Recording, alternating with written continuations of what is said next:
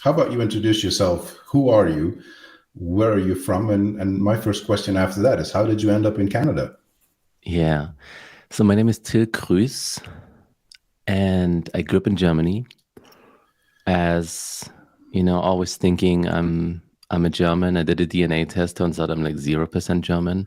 I'm like half Scandinavian, half Polish East Bloc.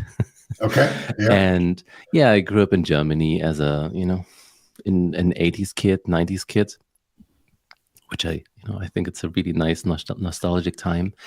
Yeah. And my dad gave me a little book called HTML for Dummies. It was like a tiny little, I want to say inches. It fits in the palm of your hand easily. You could crush it. Tiny little book, 50, 60 pages. And I was talking about, style, paragraph, and with a different color. And he gave it to me when I was 13. My neighbor gave me an old Linux computer just as a present for my 13th birthday. There's the Yeah. German accent coming out, yeah. Yeah. The 33, yeah. And the 3 is a difficult thing to pronounce for me.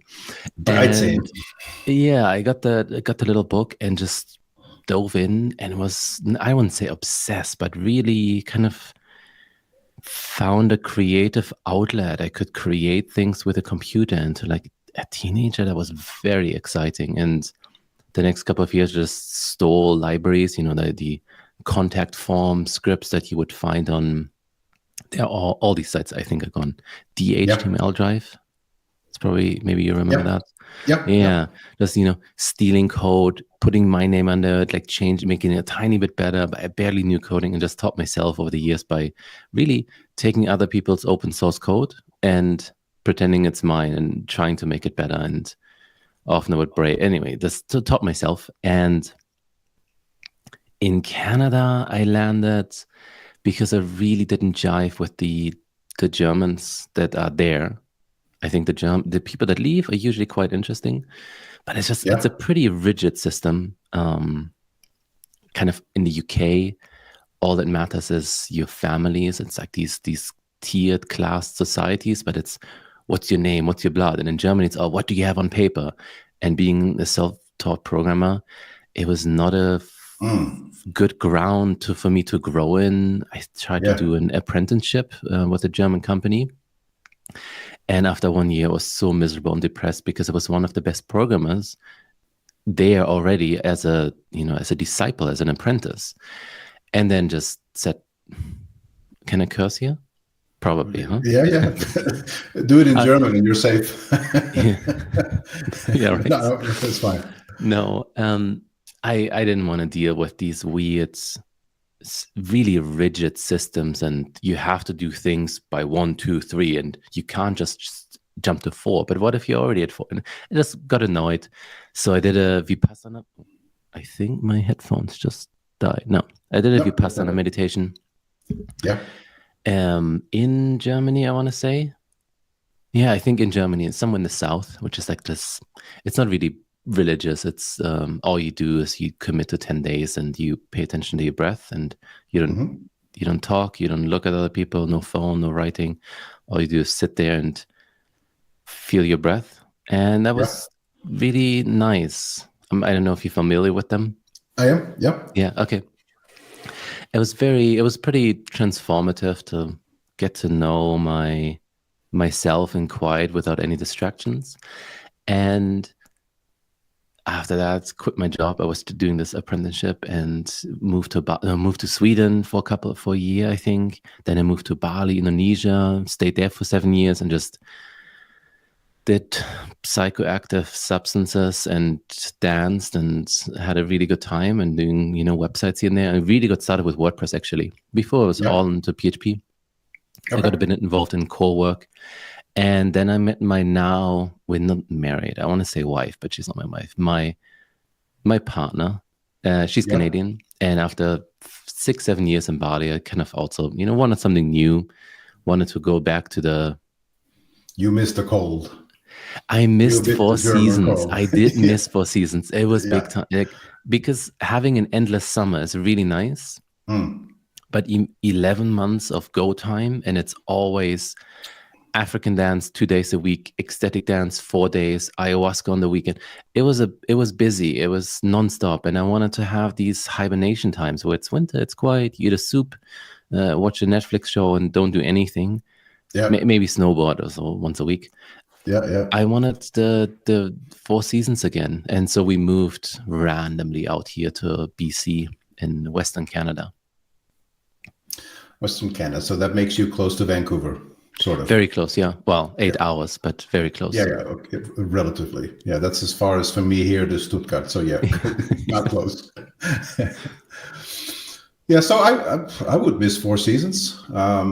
I've lived in the United States for a year, where it was short winter, very short autumn, very short winter, good winter, and then a lot of sun. That's bearable, but 11 months of summer and one changing season. One changing month. That wouldn't work for me either. No, but that's a very interesting way to find yourself in Canada. Mm-hmm.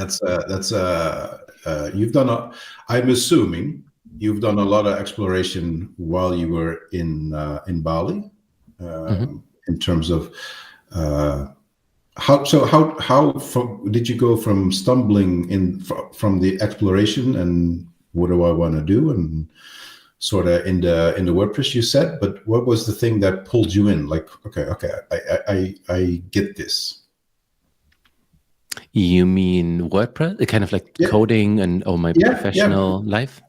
Yeah, so working on WordPress, what triggered you to definitely commit to, because we'll get to what you do in terms of what products you have and services. Yeah. But now I'm pretty WordPress heavy. It was just so convenient. I built a blog with movable type. If anybody remembers that, props. I didn't even know what was written in, but it was just a static blog generator. I think it was Perl, maybe. I don't recall. And I kind of journaled my thoughts. It's still live on pralinenschachtel.de. And I called it life is like a box of chocolates. You always know what you're going to get. And and I just journaled my thoughts when I was really young.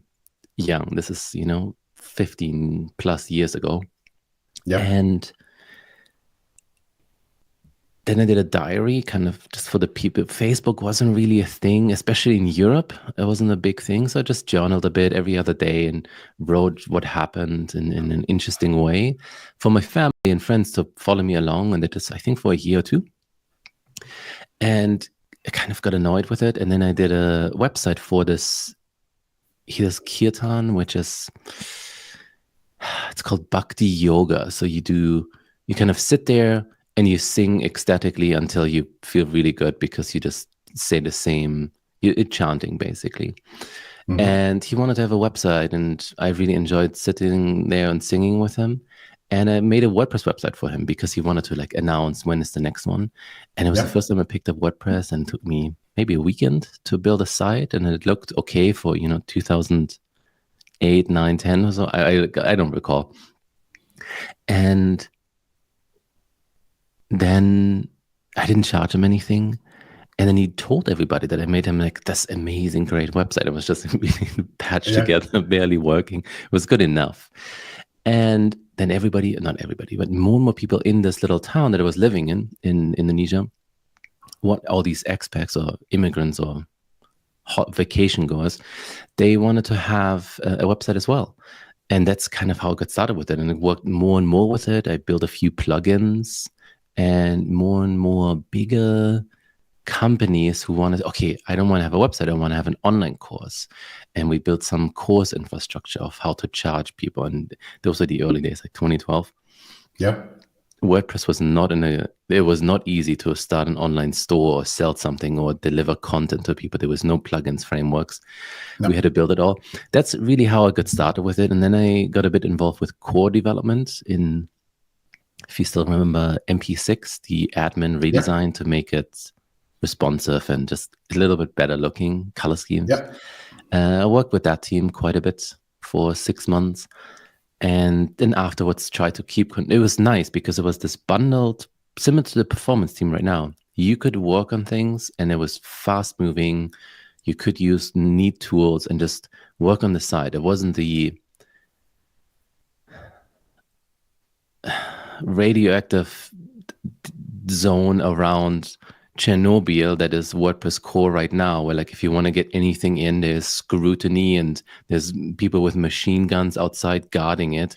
Any kind of little change needs like 6 months of discussion, and then you have like 12-year-old tickets that never been touched. That's how I felt a bit about it. I tried to contribute more to core. Got annoyed with the slow-moving train that it was back then, at least, and moved over to Laravel and really got my hands dirty, became a core developer there or co-contributor, and really leveled up my coding skills quite a bit, just having proper progressive modern PHP code. Not 5.6, and that's all we can use, or 5.4, whatever it was back then. But then the calling came over and over back, because in my time making all these websites for clients, I built a few plugins here and there. The email address encoder is one, got like 100,000 plus users. I built the Redis Cache, Redis Object Cache plugin, because what was out there was pretty old. So it was outdated, hardly updated. And I'll just fork it, give credit, and then make it much better, more versatile, so you support all the different clients. And then also get more and more usage. And then mostly working on a few startups here and there, trying to develop a good economic situation for myself. All these people reached out to me to talk about Redis, and that they want to do e-commerce stores, and they wanted something better than what I built there with this open source version. And there was this big pull coming to pull me out of Laravel, out of the general PHP world, back into WordPress, because the plugin Redis Object Cache kind of just started to take off, and they wanted a more professional version, so the pro version. And that's really how I got pulled back into this. And that was summer 2019, I want to say, just before the pandemic. Started coding on it somewhere in 2019. I don't recall. Anyway, it's probably also irrelevant. I just, as a German, I need to have the accurate time when it happened. I know you have that. And yeah. I think it's a Northern European thing. At least there's a lot of stuff in the Netherlands that works the same way. Your headphone is acting up? I just lost my headphones again. Something is off with them. Give me 1 second.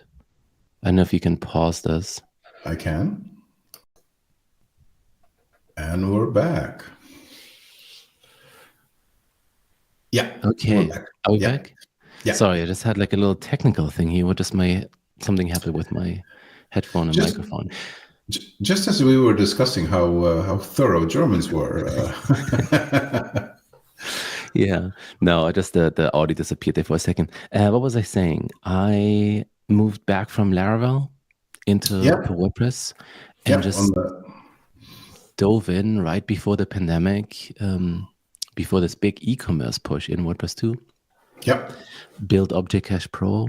I built a few commercial plugins before then, but they're really small potatoes, if you can, be a bit discriminatory here. And built Object Cache Pro, and it just, over the pandemic, it was a really good time for me, because e-commerce really rose up. Worked with a bunch of hosting companies, individuals, small, medium businesses. It was lucky in terms of time to put out a new product just before then. Yeah. So in hindsight, there's quite a few more of those types of projects where all of a sudden it got a huge momentum just because the world changed. And like e-commerce is a Bitcoin. It's at least starting to crawl up again. I have a ticker here on the. So I have the live count of where we're at, or how much I still need to cry. But no, we hodl. We're good. No, but e-commerce is most definitely a big driver for a lot of great things in WordPress, but also outside. I noticed it in my type of work as well. I built mostly client sites. More on the high-end side of things, but I would say about 50% certainly double down on their e-commerce side of things. or either from conversions where they're not where they weren't actually selling stuff, but doing stuff online has become the much more logical first choice now, versus it is, oh, we also have to be online. I mean, that's how I see it. So you have Object Cache Pro. I know what it does. Can you explain how your solution helps anyone having a WordPress site? Ooh, Yeah, I can. I should be able to. I really should be able to do this. And it doesn't have to be the elevator pitch. You can take more than 2 minutes. No, that's very Canadian. I'm adopting here. The basis of WordPress, I'll do it really high level overview. The basis of WordPress is, it's boring for people who are more advanced, so I'll keep it short. The basis of WordPress is you have PHP that runs WordPress, and you have an SQL server. Usually it's MySQL that runs your database. And that's great. It's easy to set up. It's good to get going. But once you have more and more traffic coming to your site, whether this is an API call or Google crawling, or just hundreds of visitors or thousands of customers trying to check out, the bottleneck will always be your SQL database, because they're not designed to answer millions of answers a second or minute, depending. And Redis is a really nice also database engine, but it's not a relational database. It's a key value store. So you can throw in something user:"Remkus, and it will answer you. It's a sub-millisecond key value store. So you can ask it a million questions a second, and it doesn't even break a sweat. Even on like your, mediocre VPS server with 2 gigabytes of RAM, like the $5-10 machine, millions of seconds, because it's designed this way. Anyway, so Object Cache Pro, you have the bottleneck of your SQL database, and what Redis can do is answer questions really fast. So what WordPress does, it's baked into WordPress core, is called the Object Cache. So instead of saying, hey, give me all users that signed up between date 1 and 2 and are now deleted, which is a relational query. With Redis, you can also give me user 1, 2, 3, and it will give you them insanely fast. Like you can look up 3 users in 0.3 milliseconds. And WordPress core does a lot of this caching, especially even more so since 6.0 and now 6.1. There's a few guys. Johnny Harris is working a lot on that, and there's a lot more people, but I'm blanking on the names right now. Johnny was on the previous podcast. Oh, nice. Awesome. Yeah. And he and a few other people, we worked a lot on making WordPress core use more and more object caching. Of course, that sometimes leads to some issues, but what Object Cache Pro does is really just provide the interface for WordPress to communicate with Redis. And it handles all the weird race conditions in between. It manages the data. So if you have an external data, if Redis runs on a different machine than your server because you're horizontally scaled, for example, it heavily compresses the data down to roughly 25%. So you only have to send or receive 25% of the bytes. Which cuts time down, less storage, and so on. So Object Cache Pro is really a high-end product for, hence also the price tag, for anybody who runs a high-performance or high-traffic WordPress website. What does high traffic mean in this case? What are we talking? Where does it start to make sense? I guess that's not a fair question. That's not a fully fair question, because I think there's a lot of difference between if you're running a 3 million page views a month type of site and all you have is just your regular content, low to no commenting. It's a different ball game than if you have 1 million page views per month and you have people commenting constantly. Yeah, where it makes sense is object caching is really, if you have the difference between static and dynamic content. If you run a magazine or a news site, the comments are usually outsourced and it's all little thing. Everything is just static files being served and they're being generated as people publish. But if you run a site with dynamic content, for example, BuddyBoss or a forum, BB Press, or if you run e-commerce, anything where like content changes, kind of whether it is is there stock? If you have 10 stock, you can't serve static HTML because then we don't know if the stock is actually still accurate. 100 people could buy it, but you only have 10 stock.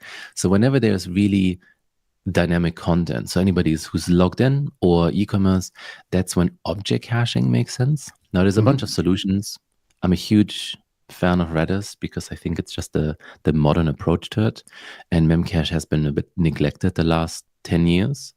It has. It's slowly fading out more and more. Some people still use it, but when the content is dynamic, that's when you want to use object caching. And when Object Cache Pro makes sense, I would say the moment milliseconds matter to you, you want to use it.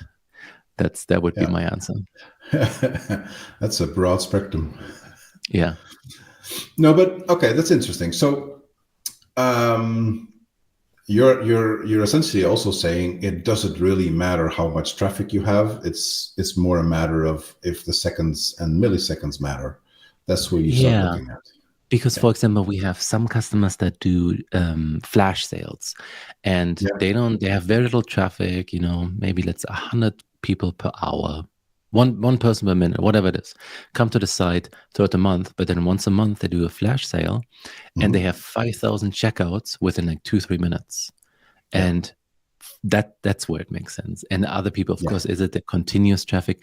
The more traffic you can put onto like a CDN like Cloudflare and their automatic platform optimization, or you use WP Rocket, I'm a big fan of. Anything you can throw into static page caches and just serve static files, do it. But the moment you can't, that's where object caching and Object Cache Pro really comes in. Yeah. So lively sites, dynamic, and stuff happening in a relatively short period of time. That's Yeah, actually, I'll say one more thing. I never think about this because I don't work on a site like that. When your WordPress admin is slow and you're trying to like look up a post, or you just want to click around in the admin and move from post to post, from product to product and update it, that's where it also helps a lot. This is the one thing that page caching cannot accelerate is all the backend stuff, whether this is API calls, your JSON or REST API, or just like clicking on the admin. That's the nice thing to have. If you're very impatient, I would also use some kind of object caching for WordPress just to make the backend faster. Yeah, so that's a good addendum. So making WordPress faster generally is purely focused on whatever's happening on the front end. But the back end. I have a few clients that have close to 1 million records. I would say 80% of that is in the regular articles, and the rest is scattered through different custom post types and stuff. But getting them fixed from roughly 5-6 seconds wait for any, and then going back to 400 milliseconds, they're like, "What did you do? This is great." And I'm like, people get so happy. What is the special thing you did here? So, well, we just fixed normal thing, but this is how it's supposed to be. No, have we worked with this for so long, not knowing? Yes, you have. And it's very common. It's very common. Yeah. It's surprisingly shocking how much discomfort people settle for, just because they're not aware that what they're looking at is not your default behavior. They just think we have a lot of articles. Sure, we just have to wait longer. Yeah, and it gets to like the 10-second. It gets to the 10-second mark where people are like, "Oh, cool! I want to click on a page and I have to wait 10-12 seconds for it to load."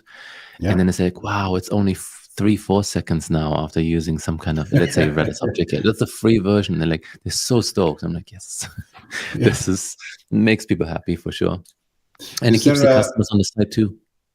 Yeah, you mentioned the pro version versus the regular version, right? Is there a performance gain just going from regular version to pro?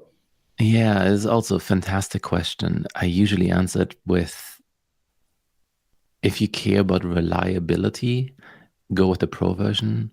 Everybody wants to talk about performance and how many milliseconds is time to first byte gonna shrink.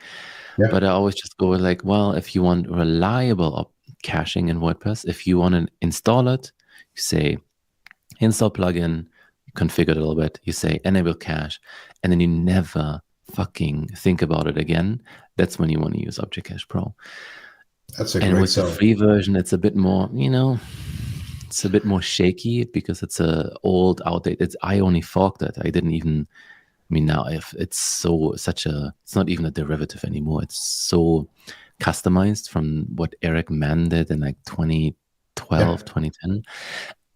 But the reliability is really the number one thing why I built it, because most of my customers, they care about performance, but what they really want is they want to know that their database and their Redis cache or their cache is in sync and there's no weird data loss. You don't like, oh, an order suddenly disappeared because it still exists in Redis, but not in SQL.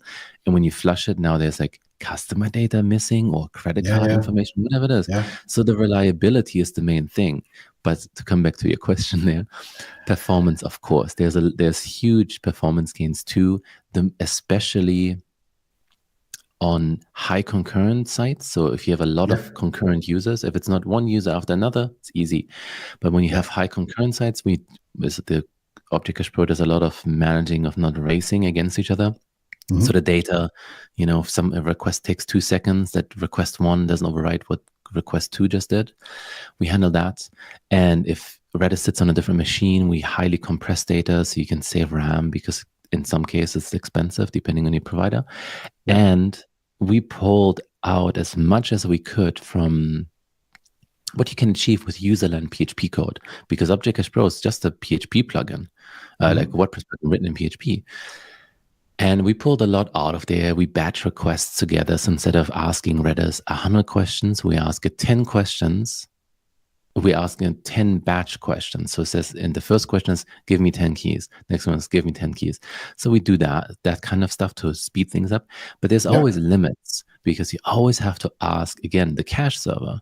And then in 2020, I think, in the summer, I was talking with the guys from Liquid Web, Ryan McDonald. I don't know if you have him on here. And he's like, yeah, he's a good guy, smart fella. And Brian Watson, those two together. And they're like, yeah, Object Cache Pro is nice, but we want even more performance, especially with Magento. And then I spoke with the guy. If you interrupt me if I'm going off on a tangent here. No. Magento can use performance, and I'm sure that anybody listening now go like, okay, I'm all ears. Tell me more. Yeah. So Liquid Web hosts, or Nexus, I'm actually not sure. One of those two. They host a lot of Magento as well. And the Liquid Web team looked at, or the Nexus team, I don't know who's who, those guys over there. I'm going to say Liquid Web.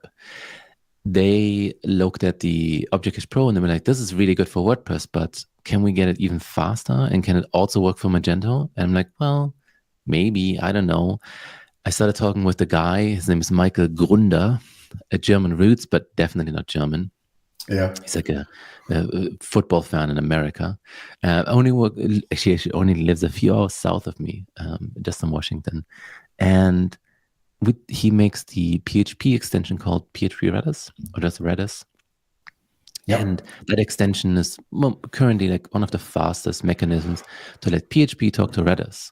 And we started chatting a bit, and we had a few ideas. There was some cool new Redis version 6 features out. And we just, hey, why don't we build a prototype of something that is even faster, kind of what Liquid Web requested. And we're like, hey, let's give it 2 months. Let's make a prototype.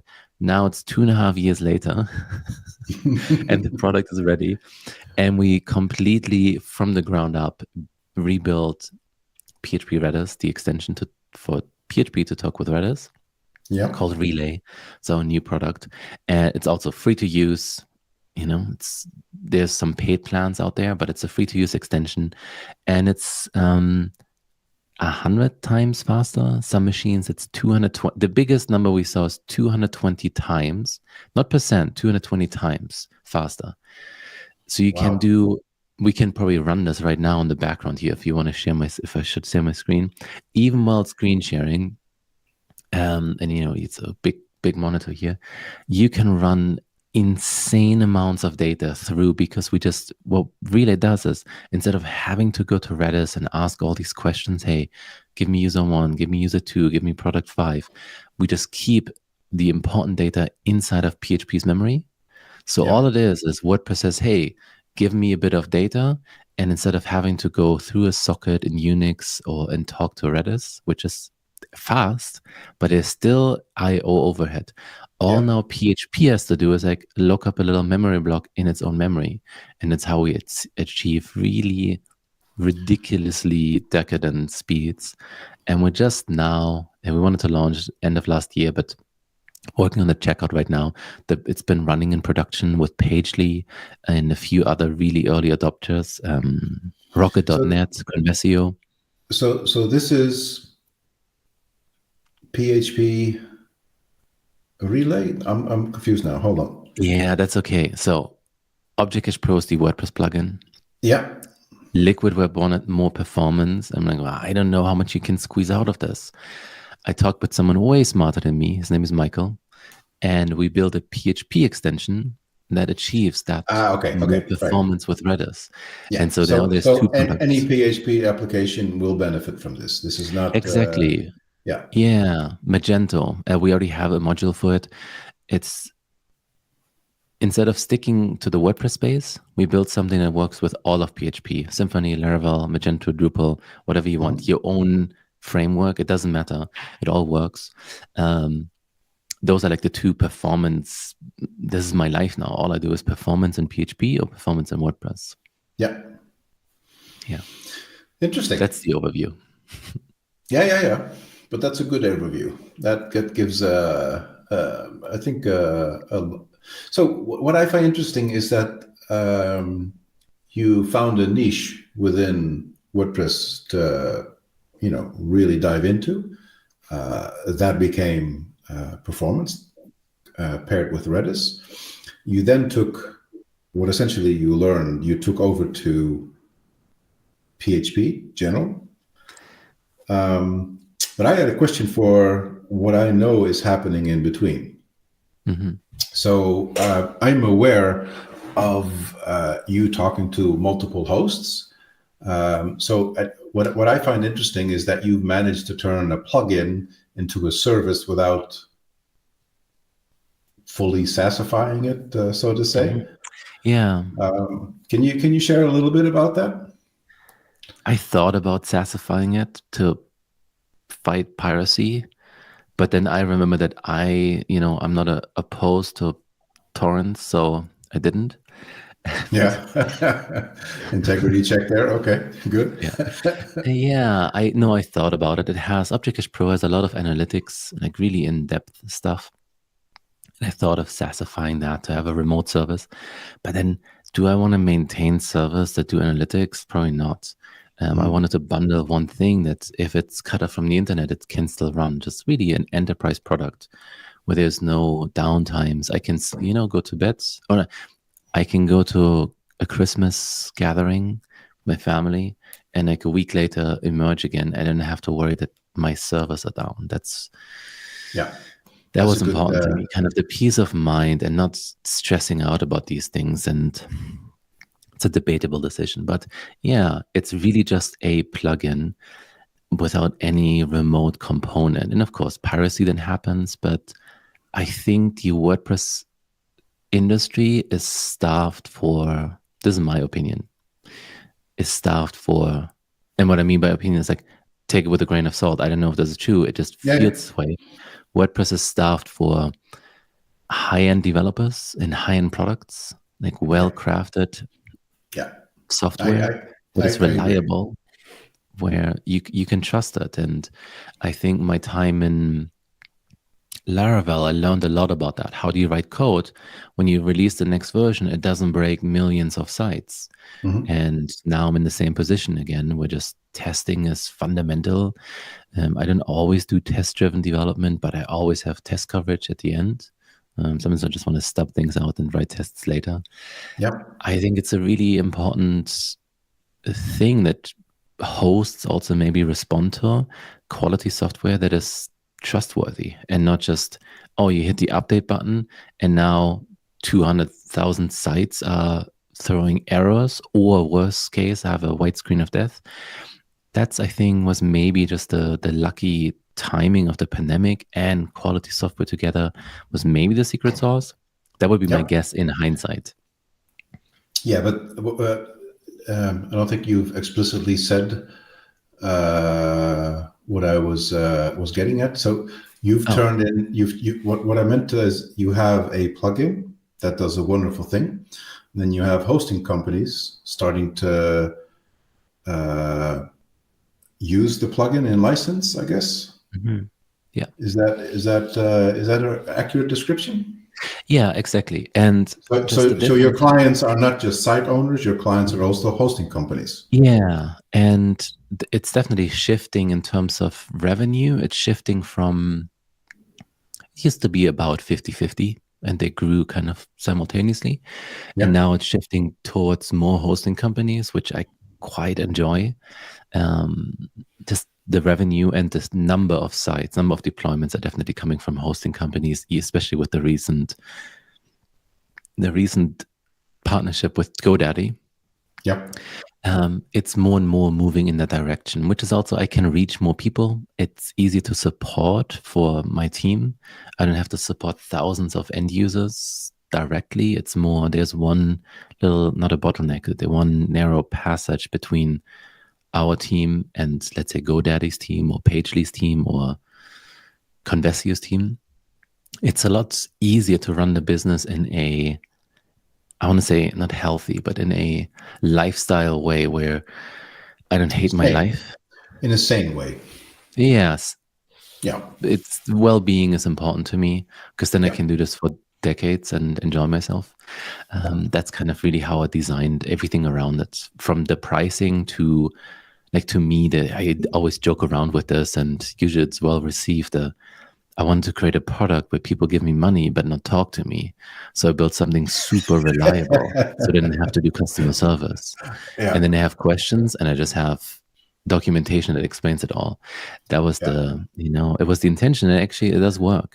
I think that's there's a lot of developers for whom this is exactly the dream, right? You build something that is solid, everything is well documented, and you don't have to do much more than continuously keep it rock solid and improve upon it, and just repeat that cycle. You have your version of happiness, the client has their version of happiness, and peace of mind for everybody. Kumbaya. Mm-hmm. Yeah. So you mentioned an interesting thing. The desire to have, and you said that this is my opinion, take it with a grain of salt, but I think you're absolutely right. There is an incredibly high desire to find people working within WordPress, with WordPress, that actually are worth their salt. That was not a pun intended upon the grain of salt, but here we are. The industry is growing. WordPress is growing within that industry, and the level of years, because in a very short while, WordPress will be 20 years old. The maturity of sites, the maturity of clients, the maturity of hosting companies, everything has risen to a level where it starts to rival those of quote unquote professional PHP developers, systems engineers, software engineers. Where I think is what we're seeing is that there's starting to become a top layer of people really understanding core. I did a tweet this week or last week where I said there's really nothing stopping you from developing the most modern version of a WordPress site that you can possibly think of with the latest version of PHP. Yes, I know there's still notices and all of that. I'm aware. And yet nothing is really stopping you. Because if you have a bunch of developers who truly understand what's going on, you can build your application and use whatever's in WordPress as a block, as a thing. Probably block is not the right word, but as a building block. Like you need user authentication, you got it. You need a theming engine, you got it. There's just smart ways of using WordPress, and there's really nothing holding you back on your imagination, your skill set. And I see this happening I don't want to say the last 2.5, 3 years, but let's say the last 4 or 5 years, the professionalism is starting to really sink in. I talk to people who maybe looked at WordPress with a bit of a disdain. What is it? What's the word? But like, Like this taste word. yeah, like Yeah. WordPress. Yeah, I don't want to work with that. Yeah. Purists. Purists. Yeah. I'm not a purist. I never will be. But so that is your statement. I agree with that statement. What is the biggest thing that you see changing in terms of that maturity? What is changing for you? Is it becoming easier for you in general, or is it more difficult? Like, can you find, you say you have a team, can you find the right people? Is that doable? It's tricky. It's tricky, right? I don't look in the WordPress space. Right. I look outside. And then also my products and my platforms are all built in more Laravel style. Yeah. If you look at Object Cache Pro, you see really a Laravel project that runs inside WordPress. Just how the code is structured, it's very abstracted. It's easy to hook into, but there's no actions and filters. It's all just, I don't know, a bit more sophisticated. But I do look outside. I know, I absolutely agree. There is, when I was saying WordPress is staffward, I think there's a small top 2-3% of developers that are very talented and also learning and growing over the years and expanding into other, not industries, other fields, and bringing that knowledge back, which is very nice. And just talking generally, like the majority. And it's tricky to find good people. I'd say so. I look somewhere else. I know for most people that look for, so a good WordPress developer that started with WordPress as their first PHP project that they were playing with has to have had a very intrinsic desire to learn new stuff and get up to speed with all the latest what PHP had to offer. And that's relatively rare. I think there's even more to this. It's not only the cutting edge features, which is some are nice, but it's really the way you think. There's this, the way WordPress is structured, where there's code inside the templates, like you have your HTML, then there's like a block of a loop and so on. Just the way it's structured, it's a WordPress way of thinking, and bringing thinking from other frameworks of how they structure codes, how they abstract things, how they template, whatever it is, how they deal with caching and requests. That's even more, that's much more important to me than like, how do they think as developers or as engineers? Do they think the WordPress way or a different way? And I hire people who think not the WordPress way. And also there's no desire for them to learn. Yeah. I fully understand that. So you one of the things you mentioned is you used to help code contribute. You, as far as I'm aware, are currently mostly working on the WordPress performance team. I see you mostly active there. What are some things that you find in terms of what we just talked about? What is from outside of WordPress, let's say Laravel, but it's essentially, I don't care if it's Laravel or Zend or Symfony or whatever. What are things that you're aware of that really should find a place inside of WordPress in terms of approaching a performance first type of mind? What are the things we can do to advance WordPress? There's one thing, and we've done this recently with a few core with WordPress pull requests, track tickets. WordPress developers, like early days, juniors, people getting started, it's pretty messy. You just make it work. If it works, done.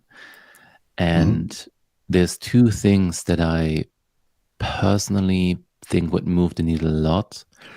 One is just generally testing and automated testing, specifically not, clicking around if it works, but having Yeah. repeatable tests. You log in as user, you create a user with whatever your testing framework. I think there's PHP unit, WordPress stuff. There's frameworks for that out there. Yeah. Juliet works on a lot of it. Yeah. And that would make a massive difference. I think testing is just not part of the WordPress ethos. No, the low-level developers, of course, core is well tested, continuously and like rigorously tested. But I mean more the end developers, and you have to pay a little bit more. Instead of spending 7 hours on it, you're going to spend 10 hours doing this. And is the client going to pay for that and selling that? And I think other industries like Ruby on Rails, Laravel, Symfony, they're very, I don't want to say Nazi about the tests, but they just expect them. It's just like if there's no test, it doesn't get merged because it's too risky. That I shared with you earlier before we hit record. That was my morning. Fixing a bug without tests. And it's just, I don't want to do that. I don't want to rush before then. And I think it would make people's lives easier, but it is more time spent. And then, of course, will the clients pay for it or not? And selling the clients. That's number one. And my personal thing, what I see in my field of performance, people develop with WordPress and SQL, but they don't develop with an object cache. And if they would have Redis running, doing development as well, it's very easy, especially if you're on Mac, it's even easier. If you would just also develop with an object cache, you catch so many issues down the road. Once you end development and actually go to production, oh, now it's slow because there's traffic. We need to make it faster. And then things start to break. So many other frameworks, again, Symfony, Laravel, Magento, they already have the kind of caching built into development workflow. And WordPress doesn't. It's more an afterthought, similar to what you mentioned earlier. After the fact, those two things I think would move the needle a lot. And even we talked about it at the performance team. Could we have little batches of which plugins have test suites, which plugins are developed with object caching in mind, and think about these things? I think those are the two things that would really benefit the WordPress space. That's interesting. So you're essentially saying it's not necessarily learning a new technique or way of working. It's more of integrating what we already know works, and adding that to the workflow. Yeah, because if you're a WordPress developer and you want to level up, start using Roots, Bedrock, Sage. They have a whole suite of tools to make plugins, themes, WordPress apps, the way it's structured, the way you can deploy it. They have neat, I think it's roots.io, roots.io. I don't even know who's behind that, but I love using this stuff. It's a good setup. I think a lot of people are using it. It's a very different setup. It's so different that there's a lot of hosts out there that don't actually know how to work with it. Yeah. I think it's well structured. I run many large scale, like we call them online courses sites with that. And it's reliable, which I care about. Again, I don't want to do DevOps. I want to build features and make it good, not worry about service. So I would imagine, from what you just said, I don't like DevOps, but I would imagine you had to learn a little bit about DevOps, maybe not even a little bit, probably a lot, to understand how to properly do that on the level up, on the application level. Yeah, I've done so much DevOps that I don't want to do it anymore. That's okay. That's the reason. Not because I don't know it. It's because coding is flow, it's fun, and DevOps I feel like is mostly, I'm going to say 80-20. 80% is just fixing things and 20% is setting it up once. It's just so much bug hunting and issues, and it's obscure, and you never know. Something is broken somewhere, and it's always weird in the middle joins. I much rather sit down with a good WordPress plugin or develop code. Yeah. I touched DevOps. I'm not going to say I was any good at it, but I know my way around the command line. Let's just use that as an apt description of where my level is. But I think I feel the sentiment in terms of tweaking and changing and adding stuff on the low level on server is quite different from a more visual way of seeing what you're doing, which I prefer as well. It's it just helps the brain, I guess, for me to see. So related to that, Redis is not used on any and all servers. I mean, not by default, but apart from it would be great for your income stream. But would you go as far as say that every single hosting company should have Redis activated, enabled by default? Is there any drawback to that scenario? It would be great. I should just say yes because of capitalism. No, but yeah. I'll give you the real answer. There's a few parts to this. I think Memcache has its place when you have like massive, I mean 10 million plus clusters of sites. Sorry, 10 million sites or more clusters. WordPress.com, for example. Yeah. I know they're also switching away from that, but if you have these insane scales, Memcache has its place, Redis versus Memcache. Those are like the only two good sub-millisecond stores. Yeah. Don't email me. I know there's alternatives. That's number one. And number two is there is definitely a trade-off, because if you run a tiny you have a gas station website, just use Cloudflare's APO, have it a static version and be done with it. You don't need Redis, you don't need object caching, and your backend is not slow. There's this trade-off between really minimal efficient sites that have very little traffic. It would be an overhead. Now you're running extra software, extra electricity, extra RAM, extra complexity. But once you're a bit more, if this is a real site with real visitors, quite a few, then probably. But again, static versus dynamic. So I'm going to translate this to any decent site worth their salt. Yeah, would benefit from Redis, and thus that makes sense. Is the so what Redis solves is the communication with the database. Is there on the database side of things? Is anything happening there? You hit the nail on the head there. I think there's also quite a room for improvement. Do you have your tinfoil hat? Because this is going to get conspiratorial. Yeah, go. Okay. WordPress doesn't use any or many the table indices by default. It's just, this is the table and the server does the workload. And if you're a high-end site, your developers or your team usually have several, they will probably throw on a few indexes. Yeah. On top of that to speed things up, because your meta queries, your searches, things go a bit faster. WordPress, for some reason, doesn't want to do this by default, even the reasonable ones. Again, I'm blanking in the name.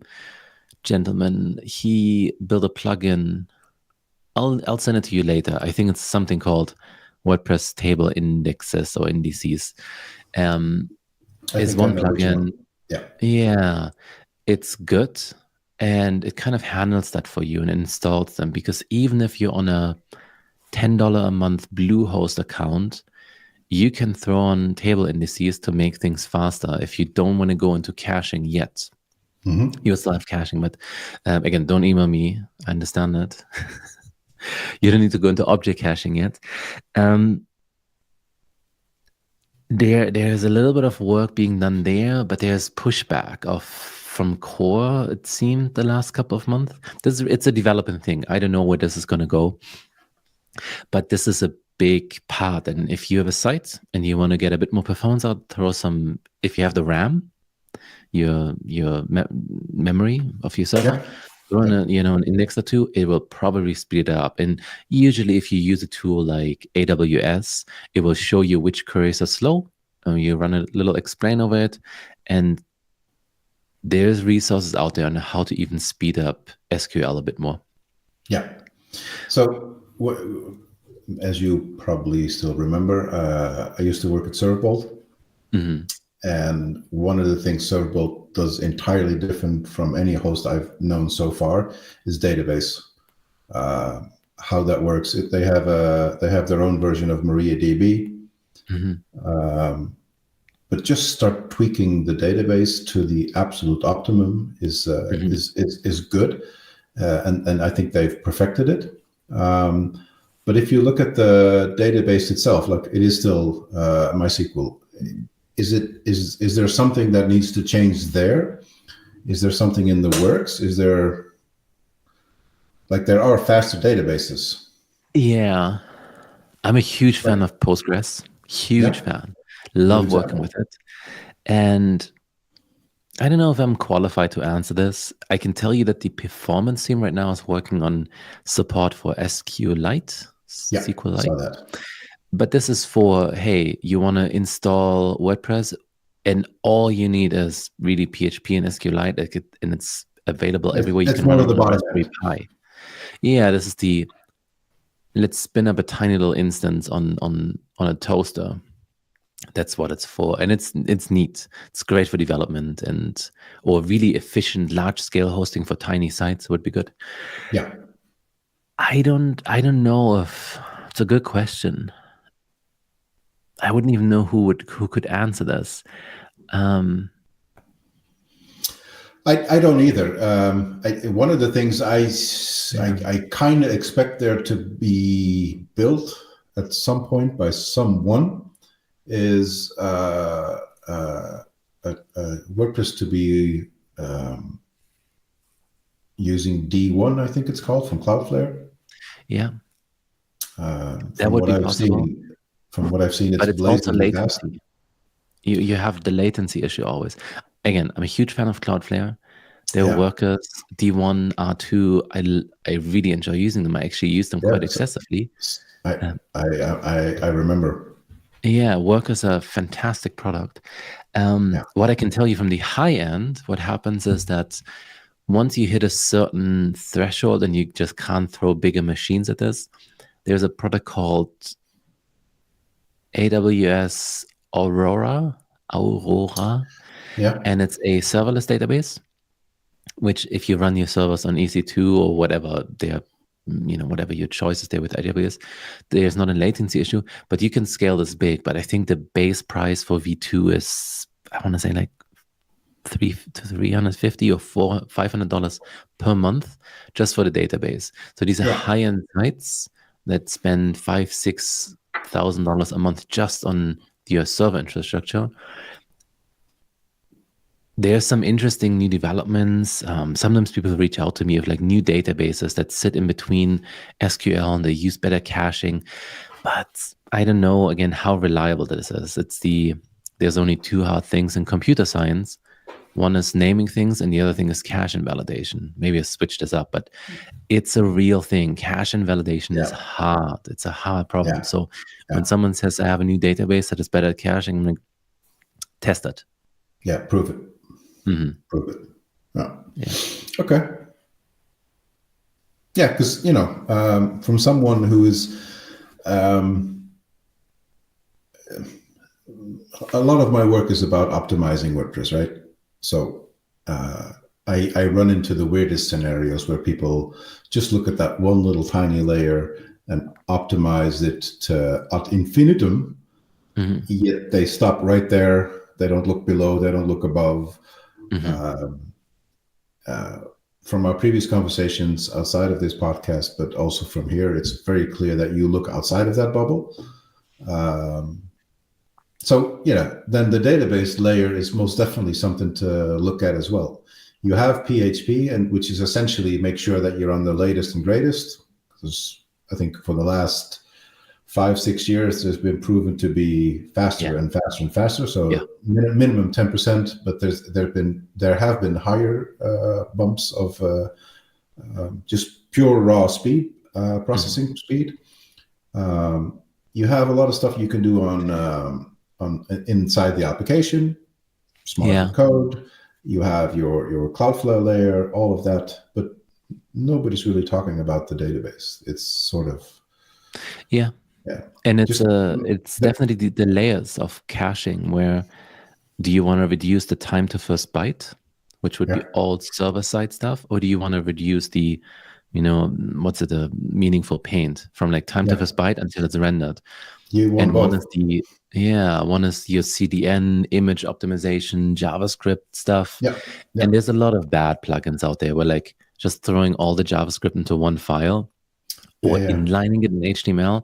That's not the solution. It's really just it's terrible. No, that is working your way around the metrics that are being used to measure. It's not a solution. No, I agree. Yeah, I think running tools like New Relic is pretty good. Just running on the server side, even though it makes things slower.